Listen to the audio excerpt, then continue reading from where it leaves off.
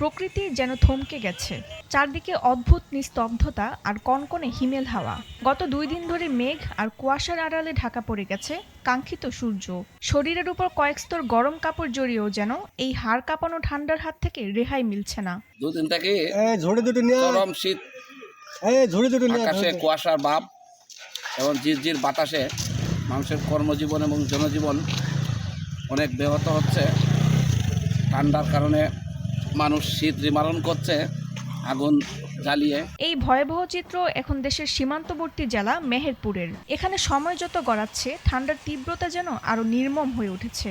মাত্র 48 ঘন্টার ব্যবধানে মেহেরপুরের তাপমাত্রা প্রায় 2 ডিগ্রি সেলসিয়াস নেমে সোমবার সকাল 9টায় রেকর্ড হয়েছে 11.7 ডিগ্রি সেলসিয়াস। সূর্যের দেখা না মিলায় এই শীত মেহেরপুরবাসীর কাছে আরো অসহ্য হয়ে উঠেছে। গতকাল সকাল থেকে এখন পর্যন্ত সূর্যের দেখা পাওয়া যায়নি। মেহেরপুর জেলার উপর দিয়ে এই যে হিমেল হাওয়া বইছে, এই হিমেল হাওয়ায় প্রচণ্ড শীত অনুভব হচ্ছে, সাথে মৃদু বাতাস বইছে।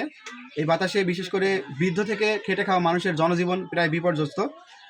সাথে সাথে গৃহপালিত পশু পাখি নিয়ে আমরা অনেক সমস্যার মধ্যে দিয়ে যাচ্ছি। তীব্র শীতে সবচেয়ে বিপাকে পড়েছেন মেহেরপুরের খেটে খাওয়া মানুষগুলো। পেটের তাগিদে ভোরবেলা যারা কাজে বেরিয়েছেন তাদের লড়াইটা এখন শুধু টিকে থাকার। শীতের জ্বালাই তো গাড়ি নিয়ে বাড়াতে পারছি না, আমরা তো গাড়ি চালাতে না পারলে আমরা চলবো কিভাবে? টানা 2 দিন সূর্যের দেখা না মিলায় স্থবির হয়ে পড়েছে মেহেরপুরের স্বাভাবিক জীবনযাত্রা।